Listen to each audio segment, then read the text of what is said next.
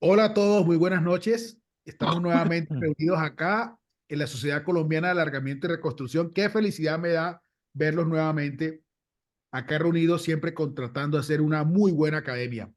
Tenemos hoy la oportunidad de compartir con el doctor Sergio Tejerina.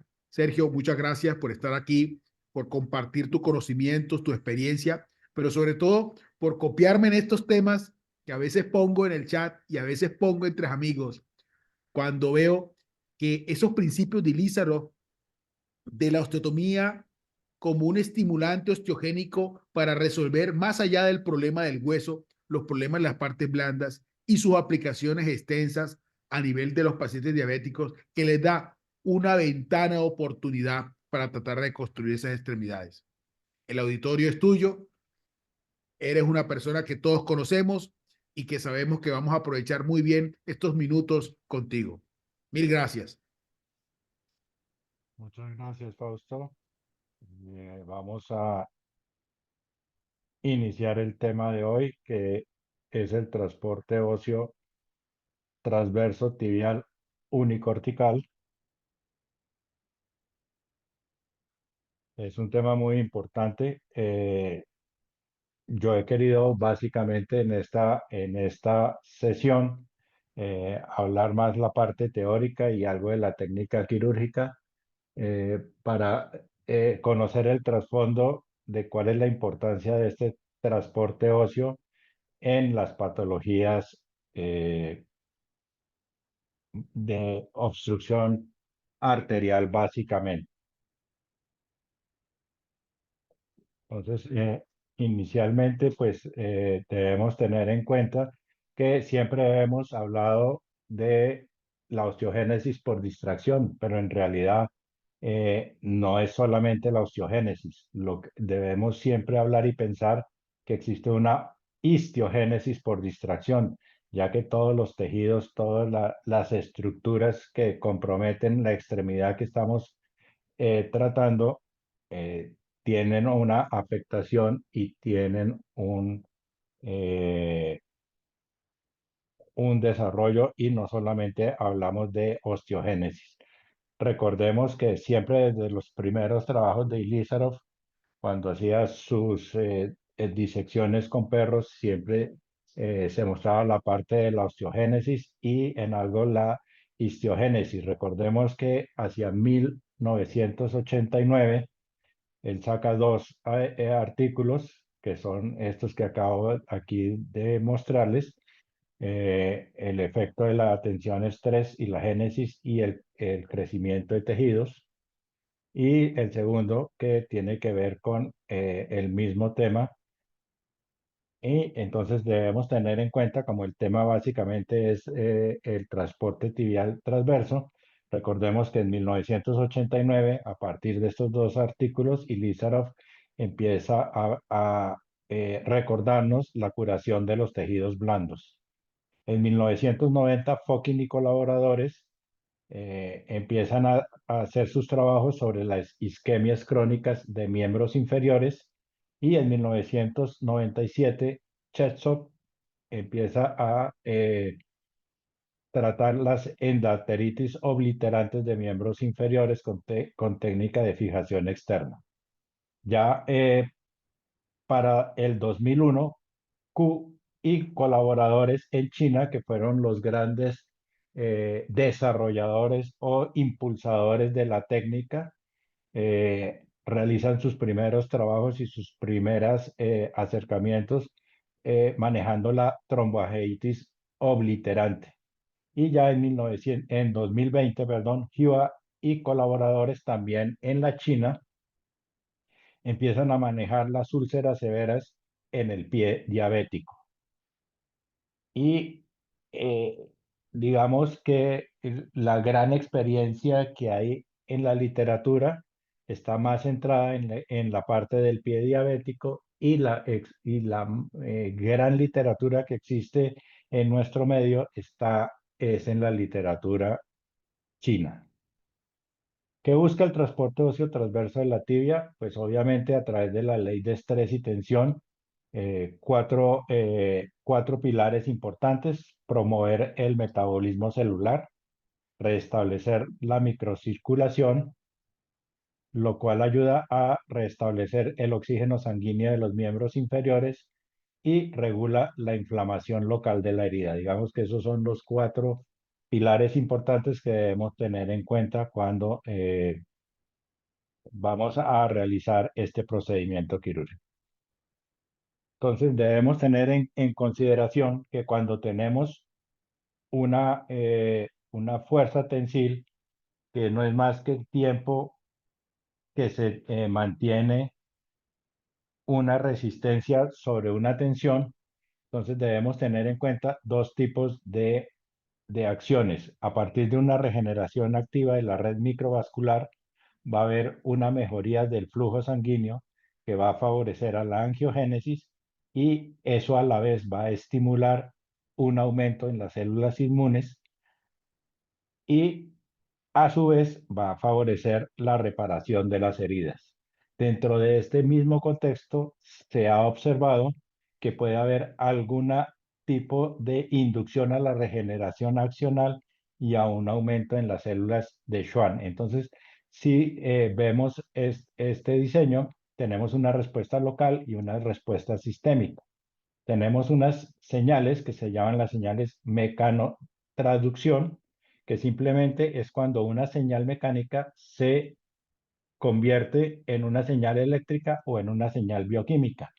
Entonces vemos cómo actúa a través del proceso inflamatorio de las prostaglandinas, de las interleuquinas, aumentándolas, del factor óseo morfogenético, favorece obviamente la angiogénesis a través de los factores eh, de crecimiento vasculares y favorece la remodelación ósea por un aumento de los osteoclastos y una disminución de los osteoblastos. En la parte de la respuesta sistémica, debemos recordar que hay una movilización de células mesenquimales madres y de unas células eh, endoteliales. Después vamos a ver que va a haber unos cambios, un aumento en las citoquinas circulantes que nos ayudan a favorecer la inmunomodulación y obviamente el desarrollo de la remodelación ósea. Entonces, todo esto es lo que actúa cuando estamos haciendo una fuerza tensil y cuando estamos pensando en hacer un colgajo óseo unicortical.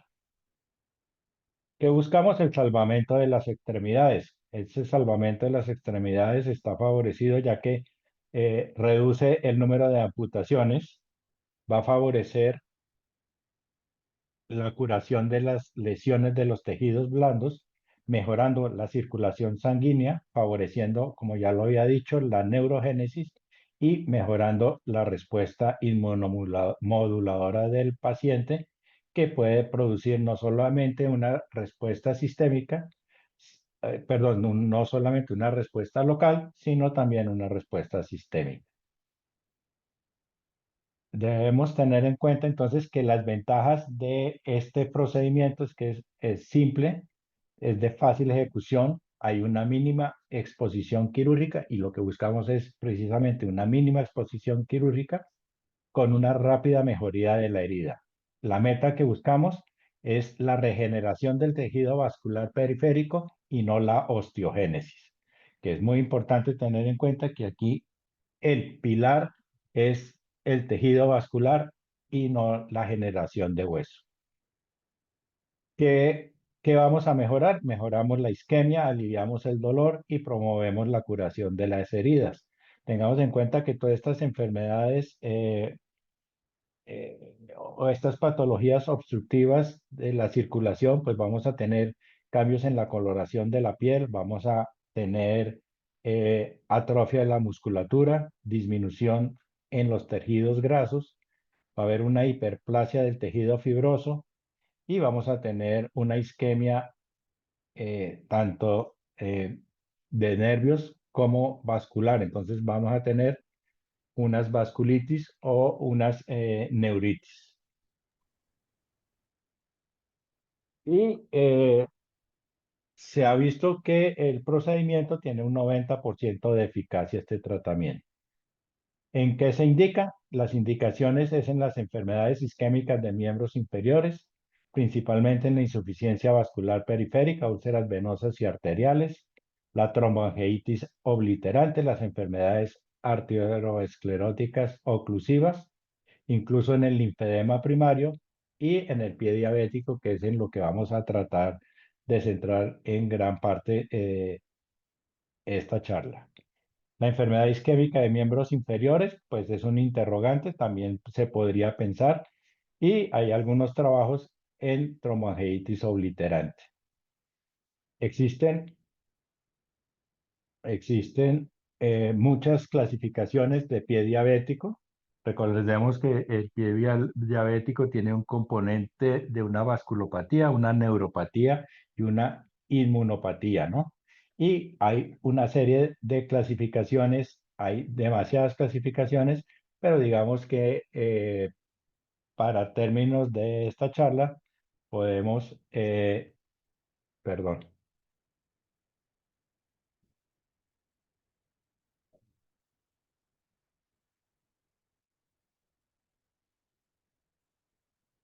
se me fue la pantalla.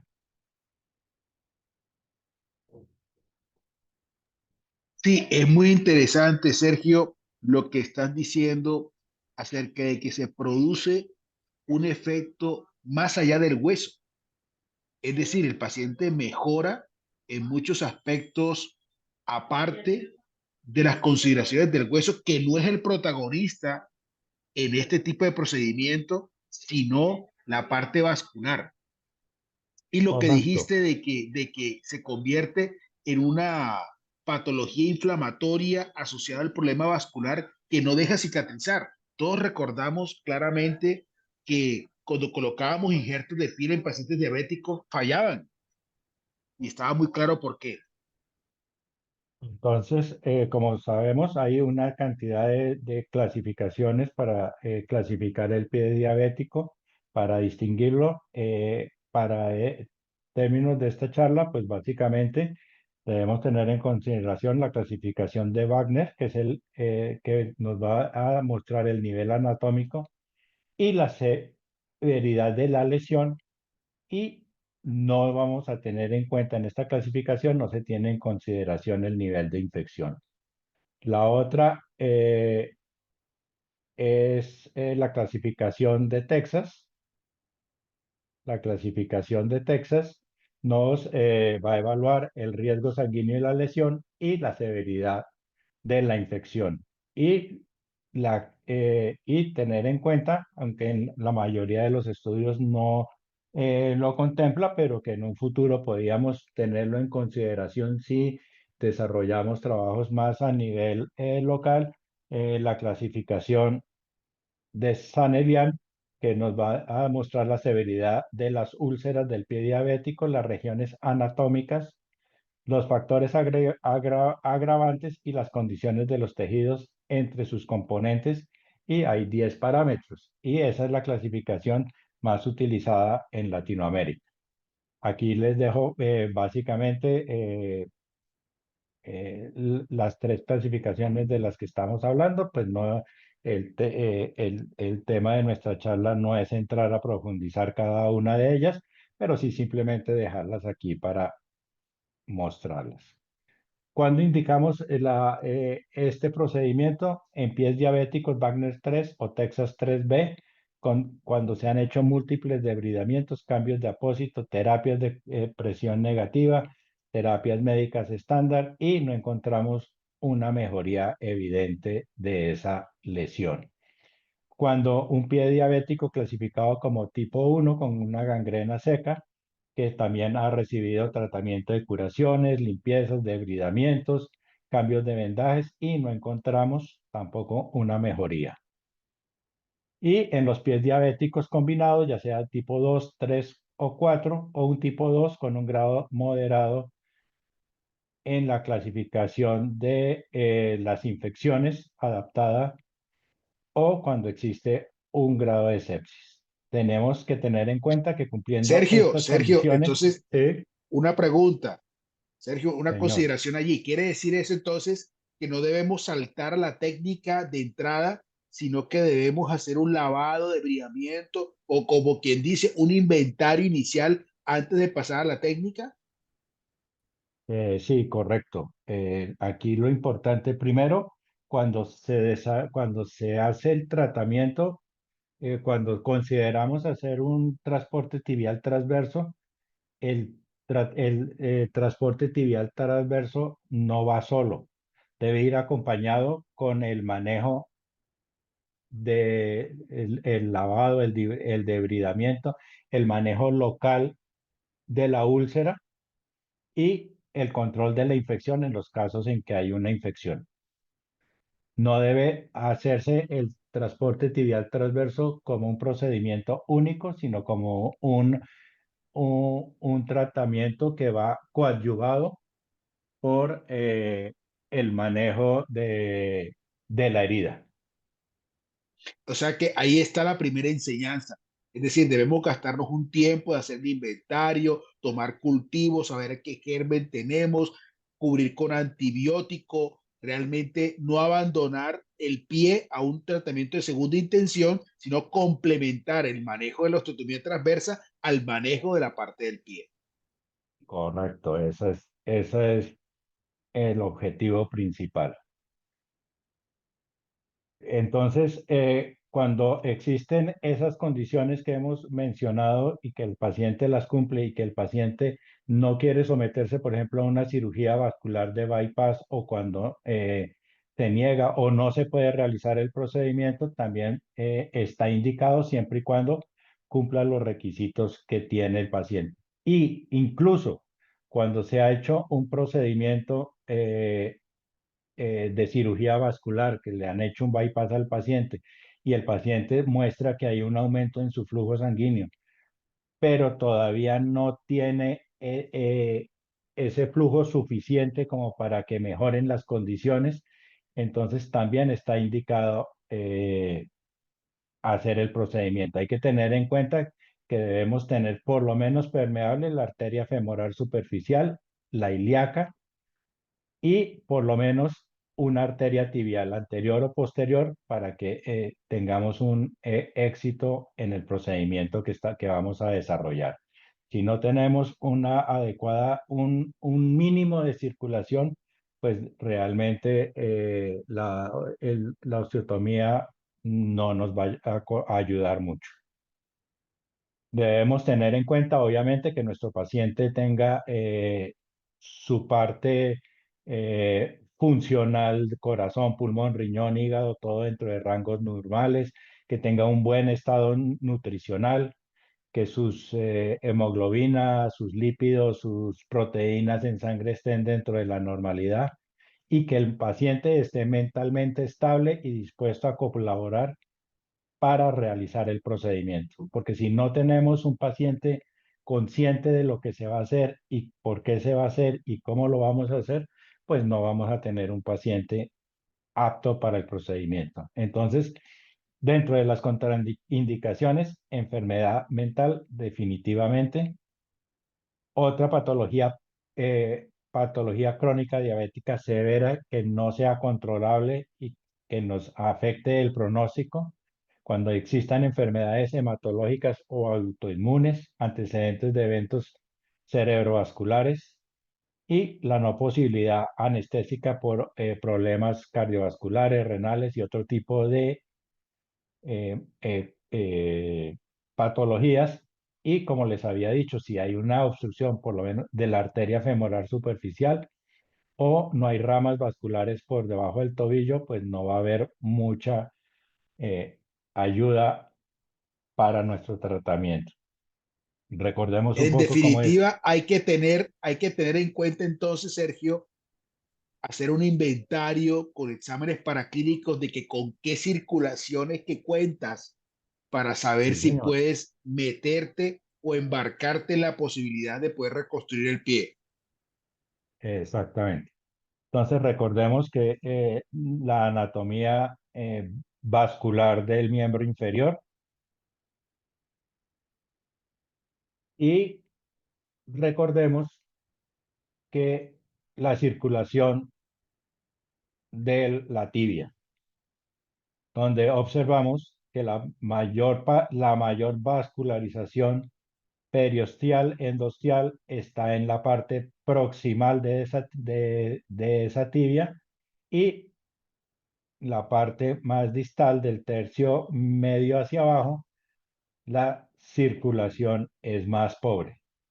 Entonces, eso es muy importante para determinar el sitio de escogencia de nuestra osteotomía para tener un buen flujo sanguíneo y que ese estímulo que vamos a generar nos favorezca en la angiogénesis que estamos buscando para mejorar el flujo sanguíneo de toda nuestra extremidad y favorecer la curación de los tejidos blandos y de las úlceras en el pie. Entonces, nuestra técnica quirúrgica debe tener en consideración, primero, realizar una corticotomía 5 centímetros por debajo de la tuberosidad anterior de la tibia o 10 a 30 centímetros del platillo tibial. Nunca usar torniquete, nunca usar electrovesturí y tratar de preservar al máximo el periósteo. El periósteo, como todos sabemos, es muy importante mantenerlo y preservarlo para mantener toda esa circulación y favorecer esa circulación. Hay que determinar el área del colgajo para la distracción y hacemos con una guía, hacemos un prebrocado con una broca bastante fina y escogemos el sitio donde vamos a hacerlo, en donde tradicionalmente en la cara medial de nuestra tibia, a la altura que deseemos. En este caso, un colgajo de más o menos 4 por 3. Hay estudios en la literatura de los chinos que hacia la parte metafisiaria de la tibia hacen una osteotomía muy pequeña de 1.5 por 1.5, que es bien proximal. En este caso, pues lo hacemos un poco más distal. Nuestro fijador, un fijador monolateral que tiene un esqueleto, que tiene dos sitios para anclarlo al hueso y tenemos un sistema que es el sistema que nos va a ayudar a la distracción. Este sistema que nos va a ayudar a la distracción, utilizamos tornillos troncocónicos de 2.4 centímetros y tenemos un tornillo milimétrico de 8 milímetros de diámetro, que es el que nos va a hacer la distracción medial y lateral de nuestro colgajo. El espacio que hay entre el esqueleto del fijador y el sistema de distracción es más o menos de 3 centímetros, porque normalmente la distracción que hacemos puede ser de 2.1, más o menos 2.1 centímetros. Entonces, lo primero que hacemos ya cuando tenemos nuestro colgajo delimitado con nuestra guía es colocar los tornillos de 2.4 en la zona del colgajo. Una vez colocamos esos tornillos en la zona del colgajo, eh, colocamos posteriormente los tornillos distal y proximal de nuestro fijador.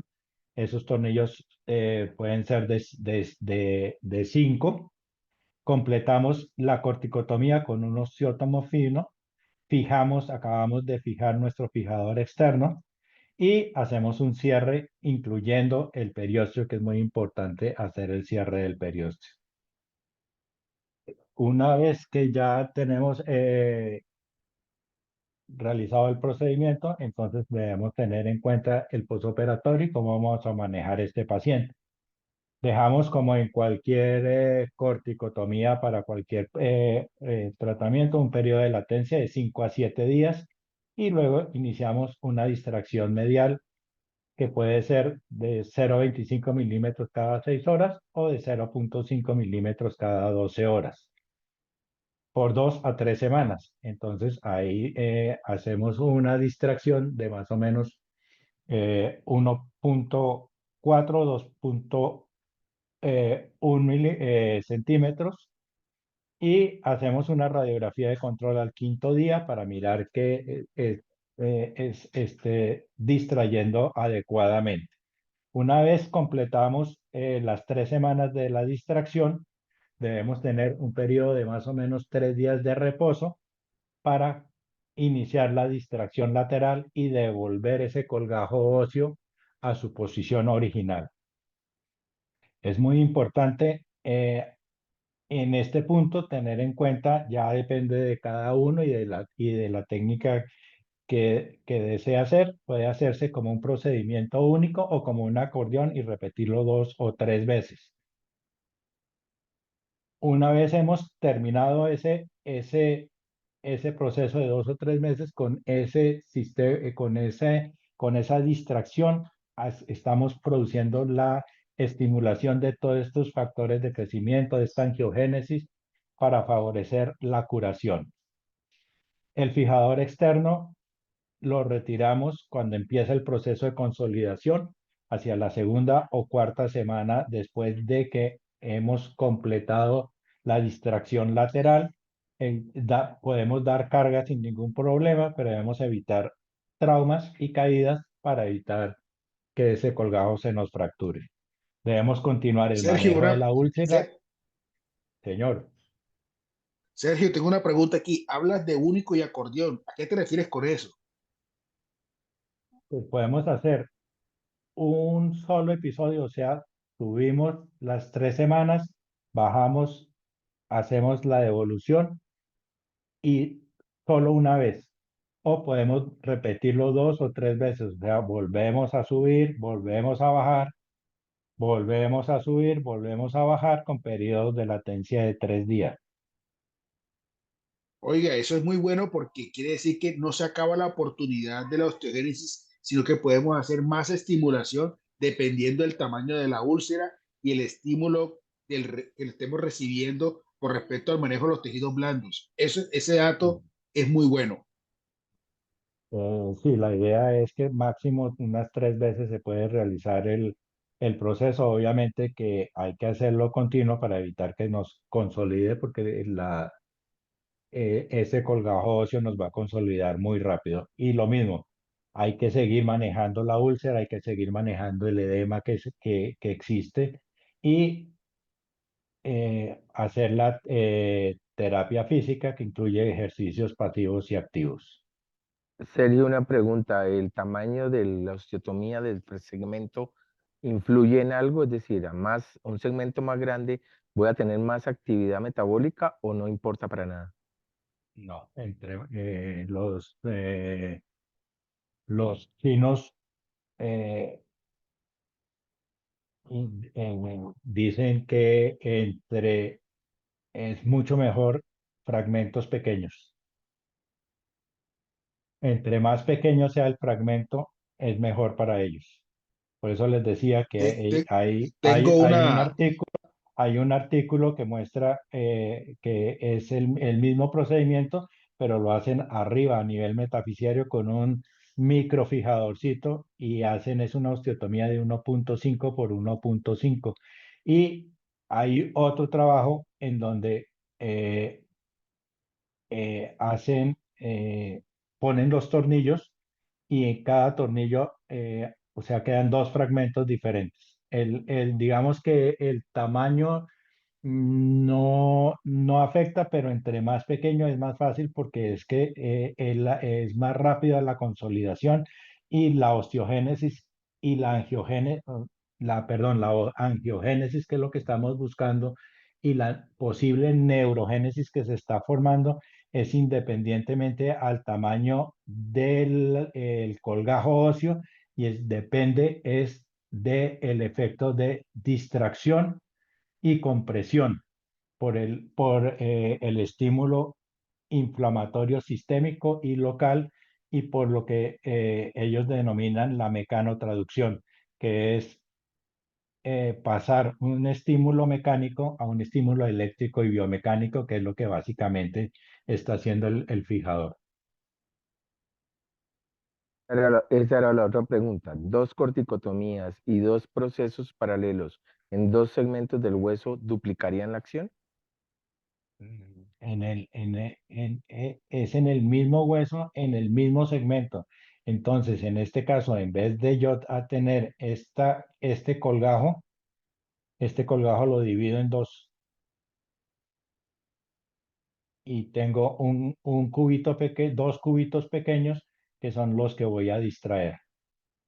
Pero en términos generales, lo que se acepta es un solo colgajo y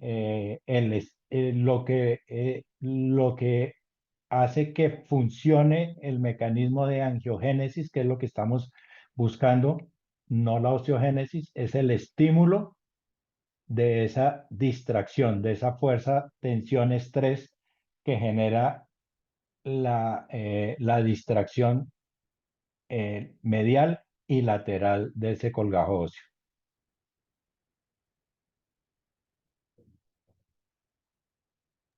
Da un poco de miedo con respecto al colgajo cutáneo que se ha realizado para hacer la osteotomía y la cicatrización con una distracción que comienza a los 5 o 7 días, Sergio. ¿Qué encontraste en la literatura? No, a ver, cuando tú haces una pequeña incisión, haces la disección de recordemos que en la parte de arriba, pues obviamente hay un compromiso vascular porque eh, eh, hay un daño, el mayor daño está en la parte distal, que es donde está la úlcera y todo eso, pero tú haces una incisión pequeña, haces una disección por planos eh, lo menos traumática posible, por eso no se aconseja utilizar electrobisturí para no afectar la circulación. Se abre el periósteo, se levanta el periósteo, se hace la osteotomía, coloca el fijador, se cierra piel normal y normalmente ese tejido cicatrizar no va a tener mayor problema. Sergio, pregunta Alexander Cherkasin que si sabemos qué empresa está fabricando ese dispositivo para el transporte transversal y que si se puede contar con él en Estados Unidos. Este diseño que mostramos acá, ese diseño lo estamos desarrollando con Ortomac. Es decir, en Estados Unidos todavía Quiero no lo hay. brindarle iba a hacer un comentario de eso, de que tenemos la gran participación del profesor Alexander Cherkachik y además de eso del doctor Sanchukov dentro del auditorio que tenemos, lo cual nos enorgullece mucho. Dentro de las complicaciones que podemos presentar, obviamente la fractura del fragmento óseo que se va a transportar, la infección ósea del fragmento óseo, infección en la inserción de los tornillos, como había dicho Fausto, pues la necrosis cutánea en el sitio de la cirugía, porque obviamente no es una extremidad normal y que haya una recurrencia en la lesión. ¿Cómo se mide la eficacia del tratamiento? La eficacia del tratamiento en la mayoría de los estudios revisados y analizados, ellos observan tejido de granulación sangrante entre el séptimo al quinceavo día post distracción, es decir, la distracción lateral perdón, la distracción medial y lateral del fragmento. Se puede valorar a través de la distancia de marcha, la presión cutánea de oxígeno en los dedos, una vez por semana tomar el índice tobillo-brazo o índice pie-brazo, eh, tomar exámenes de Doppler de flujo sanguíneo, flujometrías capilares, que serían el gol estándar, que en muchos sitios y en nuestros países pues no es tan asequible.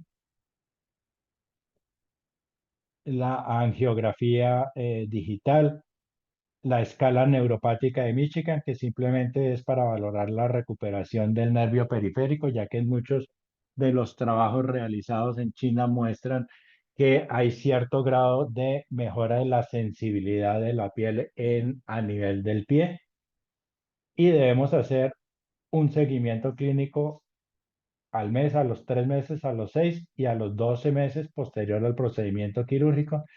Y normalmente los resultados finales se pueden alcanzar a ver 12 meses posteriores al procedimiento. O sea que es un proceso de todos modos largo que hay que seguir haciendo las curaciones y el manejo del paciente. Lo que se busca es disminuir los tiempos, disminuir los índices de amputación de los pacientes y tener pacientes lo más funcionalmente posibles con una buena angiogénesis y una posible neurogénesis. El tratamiento, como ya les había dicho en la charla, no debe ser considerado como un abordaje único, es parte de muchas acciones clínicas y quirúrgicas para lograr el salvamento de esta extremidad y lograr mejorar la úlcera del paciente.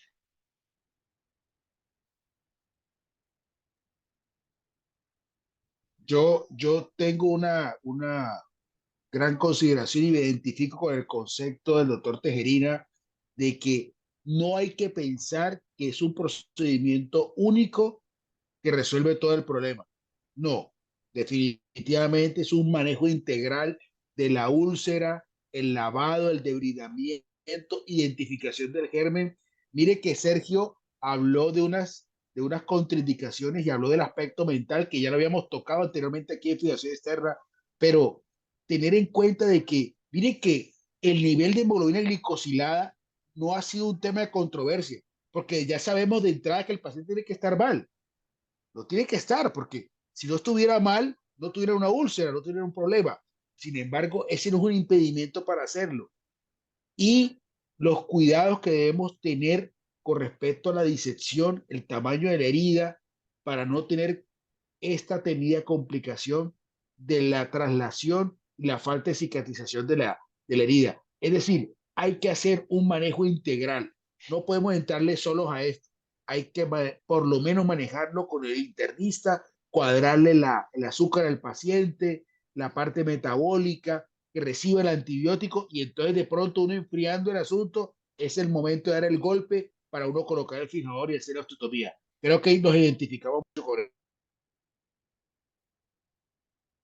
Correcto, hay que tener en consideración que hay muchos pacientes que con sus curaciones presentan una buena respuesta, entonces digamos que el transporte tibial transverso no va a ser el primer abordaje de ese pie diabético, de esa úlcera diabética, sino que debemos empezar con otras cosas antes de pensar en realizar el procedimiento cuando estamos viendo que no nos está funcionando los manejos, entre comillas, convencionales para el manejo y muy importante eh, el manejo de la infección.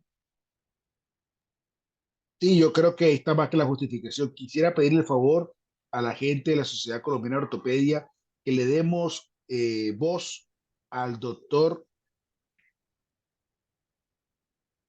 Triana, que está dentro del grupo de participantes, que quiere hacer un comentario importante, una persona que es fundador de este capítulo y que además sea de paso dicho el motivo por los cuales arrancó todo este proceso de cirugía reconstructiva y reconstrucción fue a través de los pacientes con pie diabético. Doctor Rodrigo Triana, bienvenido y adelante.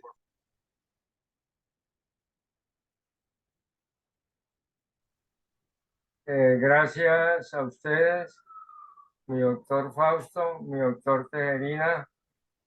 Me encanta escuchar este tema y sobre todo porque definitivamente la parte de pie diabético cada día coge más auge y encuentra más soluciones.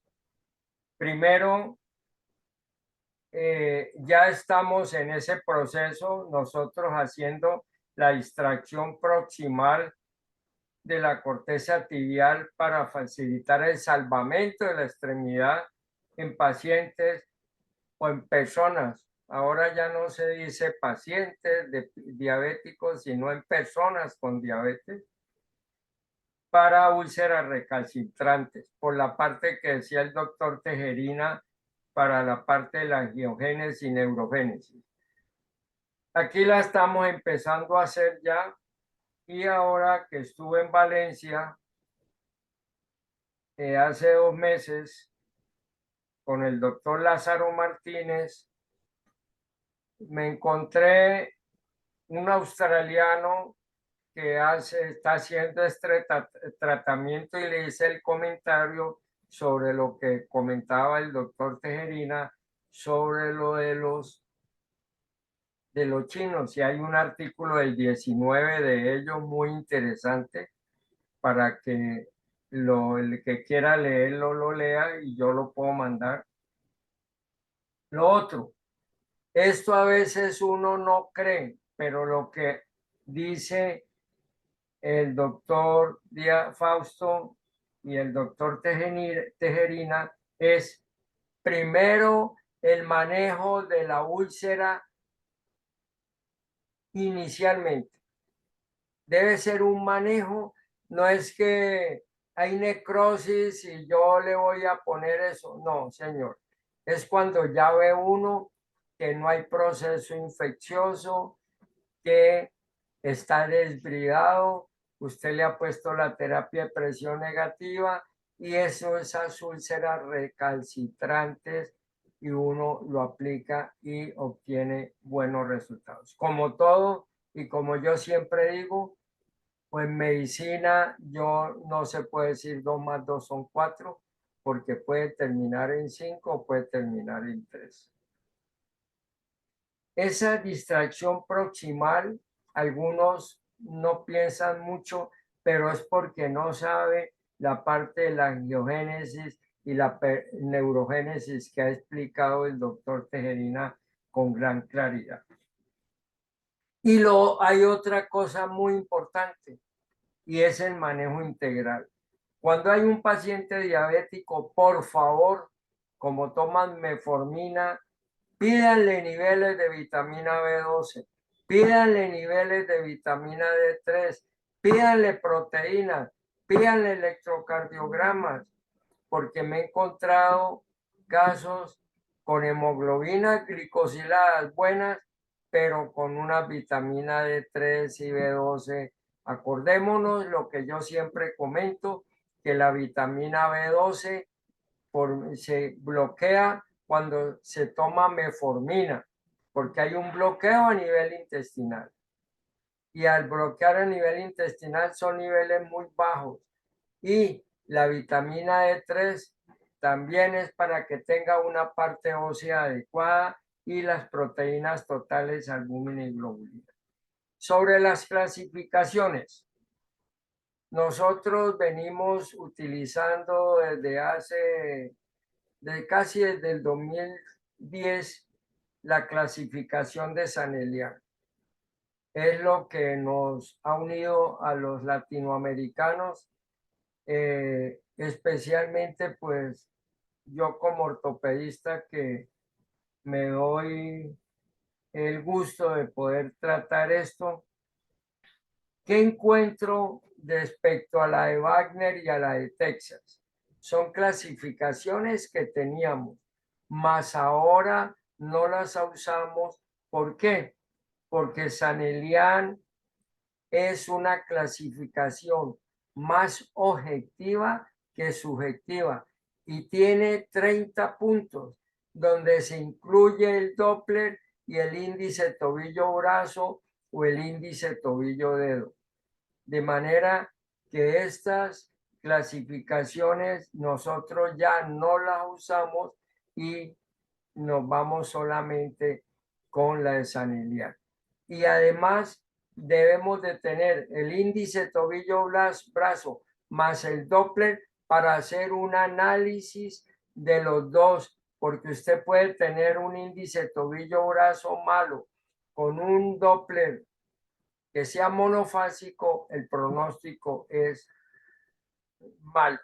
Si usted tiene un Doppler bifásico con un índice tobillo-brazo regular o en el límite inferior que es grave de 0.5, usted puede hacer muchas cosas y va dando un puntaje y ese puntaje lo va analizando cada semana. De manera que esa es mi aporte.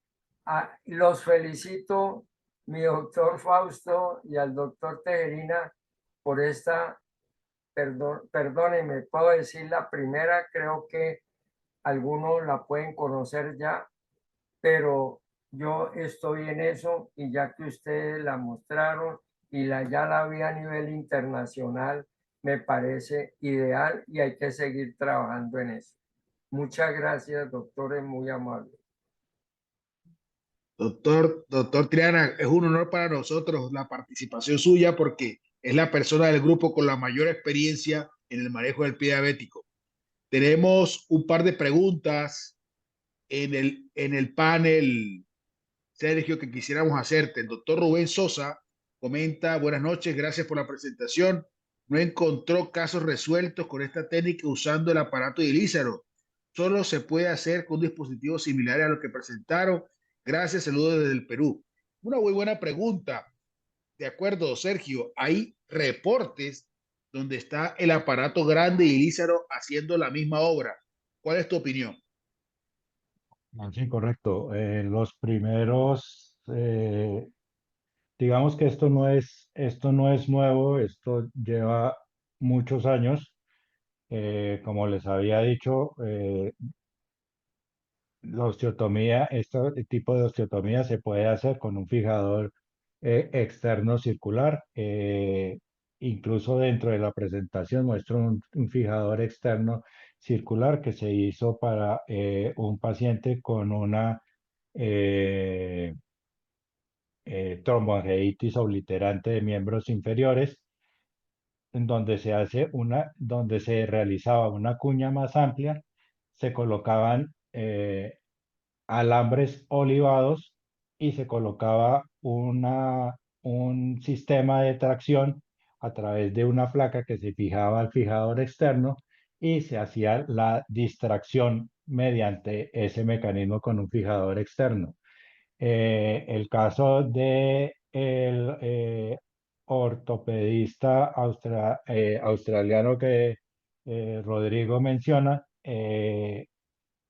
si mal no estoy, él utiliza un fijador externo circular que le adapta un sistema para hacer la distracción, pero utilizando obviamente unos tornillos, un tornillo mayor de 5,0, de 6,0.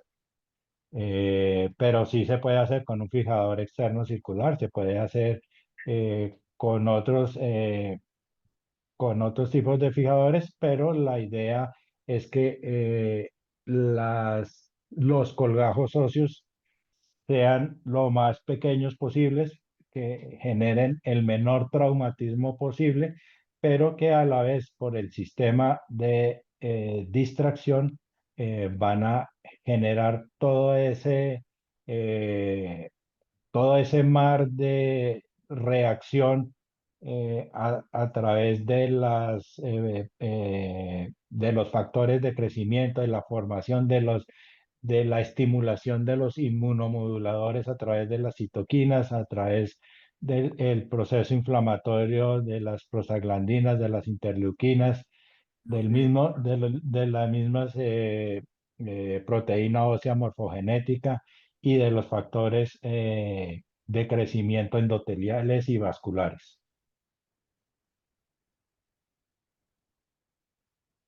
No hay voz. Hay otra pregunta de un asistente anónimo. Infortunadamente no sabemos quién nos está haciendo la pregunta. Dice, mientras realizas el transporte, ¿se cubre la úlcera con VAC? cada cuánto tiempo realizar los lavados y el uso de anticoagulantes lo contraindica. Ahí hay varias consideraciones a tener en cuenta, pero muchas veces depende de la institución donde uno está, la disponibilidad de quirófano. Mm, Muchos de nosotros tenemos una o dos oportunidades por semana para tener quirófano, para poder hacer nuestros pacientes, porque ya sabemos lo que es mandar una orden de urgencias a un paciente de estos que no puede aguantar un ayuno tan prolongado. Entonces, en el caso mío, yo he realizado al menos lavados semanales, pero quisiera escuchar la experiencia del doctor Tejerina con respecto a eso. Ahora, con respecto al uso de anticoagulantes, no es que contraindique, pero hay que saber qué anticoagulante es para saber cuánto tiempo antes lo va uno a suspender para poder realizar la cirugía de manera segura. Sergio, adelante. Obviamente las curaciones, y como ya dije, son el pilar principal. Digamos que la osteotomía es un coadyuvante para favorecer esa curación, esa cicatrización que queremos, esa mejoría, y las curaciones van a depender de cada paciente, de cada paciente, de las características y personalidad de esa lesión que estamos tratando, de la patología que la origina, si es un pie diabético, si es una enfermedad de Berger, si es porque no solamente es en el pie diabético, aquí nos hemos centrado en el pie diabético, pero hay otras condiciones clínicas que también pueden producir vasculitis y ulceraciones y que también podemos tratar con esta metodología. La frecuencia de las curaciones obviamente va a depender de las características de la lesión, como al principio pueden ser muy seguidas porque hay un proceso infeccioso, porque hay que debridar adecuadamente el tejido, eh, hay que hacerlo con más rigurosidad y con mayor frecuencia. Y hay casos en que ya el proceso cicatrizal va avanzado y podemos ir espaciando estas curaciones, depende de cada paciente. La anticoagulación va a depender obviamente de los protocolos establecidos en nuestros servicios y obviamente, de los procedimientos quirúrgicos que se van a realizar, porque obviamente debemos retirar el anticoagulante, colocar el anticoagulante para el manejo anestésico de los pacientes cuando utilizamos anestesia, sobre todo cuando se utilizan anestesias raquídeas, pero la anticoagulación obviamente va a depender de los protocolos y los manejos que se tengan institucionalmente y la causa por la Tal, cual está el paciente anticoagulado. tal cual, eso es una cosa que es cuidadosa. Por ejemplo, en la institución donde trabajo hay una clínica solamente de anticoagulación, la cual maneja todos estos protocolos y tenemos un acompañamiento de esa parte. Bueno, son las 8:25 de la noche, creo que hemos cumplido la tarea apropiadamente. Yo me siento muy feliz por la participación de más de 50 personas en este trabajo para contar con la grabación de este webinar en el canal de la Sociedad Colombiana de Ortopedia y Traumatología. Diego, ¿tienes algún comentario más adicional para esta charla que hemos dado o podemos dar por terminado esta sesión? Pues como pregunta también el doctor Chescasín, ¿qué experiencia tiene Sergio y cómo son los resultados y qué complicaciones ha encontrado usted al hacer esto? Sería como para cerrar el tema con su experiencia de lo que llevamos. En este momento, pues estamos todos, digamos que todos aquí estamos empezando, estamos haciendo casos, no hay casos totalmente terminados, pero hasta el momento hemos tenido una buena evolución de los pacientes. Al momento no hemos tenido complicaciones, pero desafortunadamente esperamos tenerlas porque de ellas también vamos a tener un aprendizaje.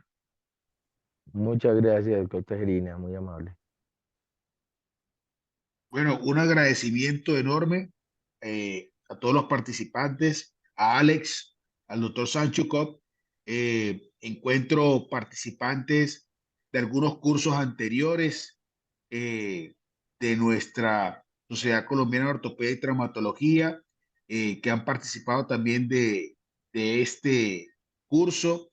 Gracias al doctor también Oscar Cardelón, que también estuvo participando dentro de este curso, y espero que podamos estar el día 30 de este mismo mes, en el cual vamos a participar con un pequeño grupo de ortopedistas con alguna experiencia en fémur distal utilizando fijación externa circular, en donde vamos a tener la oportunidad de comentar la técnica operatoria, los resultados de la evidencia y cómo hacer este tipo de fracturas utilizando técnicas como la compresión, distracción, de conminución, y al mismo tiempo lograr unos buenos resultados en estas fracturas de alta energía en pacientes jóvenes, que casi siempre se nos ha vendido la idea de que tengamos que hacer algún tipo de fijación interna con desperiodización, la cual nos lleva a unas graves complicaciones. Espero que les guste mucho este siguiente tema,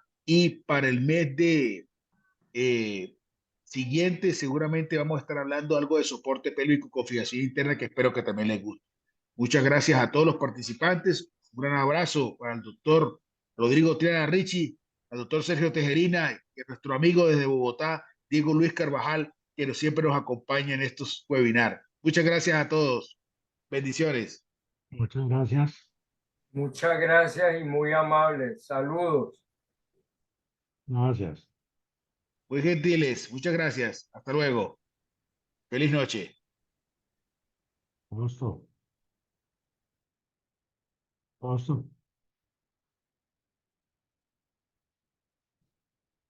Buenas noches a todos. Hasta luego, doctor Terina. Buenas noches.